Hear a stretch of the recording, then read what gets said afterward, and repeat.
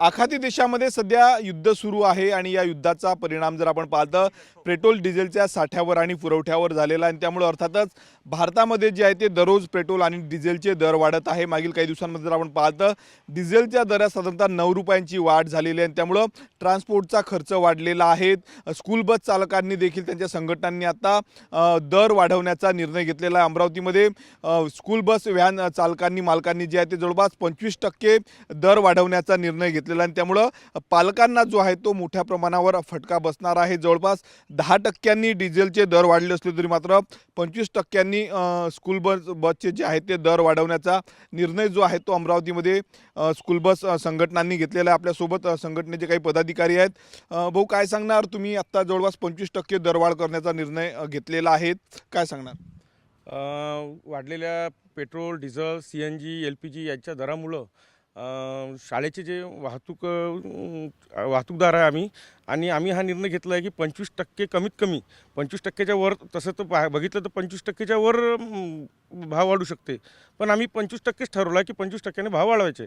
त्याचं कारण असं की डिझेल आज 10% वाढलं, पेट्रोलही 10% वाढलं आणि RTOच्या जे गाड्या आम्ही पासिंग करतो त्याच्यात RTOचा खर्च वाढला आहे, गाड्या मेंटेनन्सचा खर्च वाढला आहे, ड्रायव्हरचा खर्च वाढला। त्याच्यामुळे आम्हाला आता हे परवडत नाही, म्हणून आम्ही दरवाढीचा निर्णय घेतला आहे। केव्हापासून ही दरवाढ होणार आहे, काय सांगणार? येणाऱ्या नवीन सत्रापासून जे 15 जूनपासून जे नवीन सत्र चालू होणार आहे त्याच्यात आम्ही दर वाढवणार आहे। साधारणतः अमरावती शहरामध्ये अशा किती स्कूल बस आहे अंदाजे 700 पूर्ण जिल्ह्यामध्ये 700 ते 750 स्कूल बस आहे। सर्वांचा निर्णय झाला? सर्वांचा शहर आणि ग्रामीणचा वेगवेगळा? नाही, सर्वांचा। आमची जिल्ह्यावर आम्ही मीटिंग घेतली सर्व वाहतूकदारांची, तसेच महासंघाने पण महासंघाची मीटिंग व्हायची आहे। महासंघाची मीटिंग झाली की त्याच्यात पण हे डिक्लेअर होणार आहे महाराष्ट्र लेवलला। काय सांगणार दादा, निर्णय घेतलेला आहे आणि अर्थातच पालकांना फटका बसणार आहे तुमचा?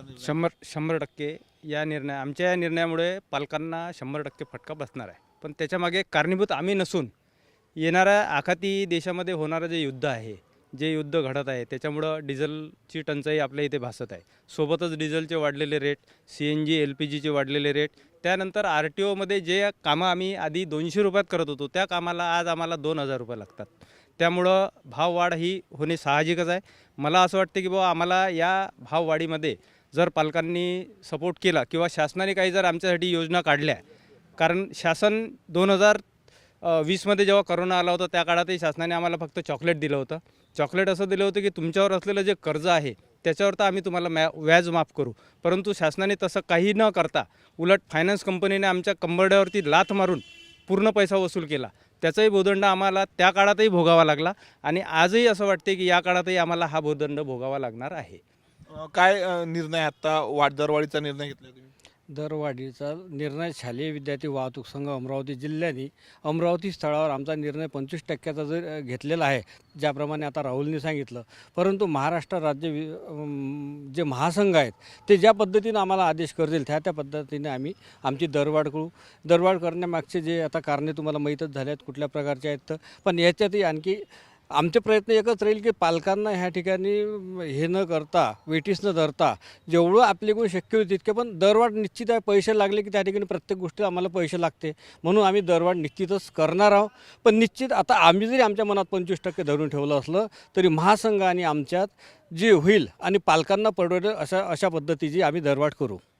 जवळपास 25% दरवाढ करण्याचा निर्णय जो आहे तो अमरावतीमधल्या स्कूल बस चालकांनी घेतला असला तरी जे महाराष्ट्र लेवलचं विद्यार्थी महासंघाचं जे स्कूल बस संघ आहे तो जो निर्णय घेईल त्यावर आम्ही जे आहे ते निर्णय घेऊ असं देखील सांगितलेलं आहे। कॅमेरामन निकेत दहातोंडेसह मी स्वप्नील उमाप, TV9 मराठी, अमरावती।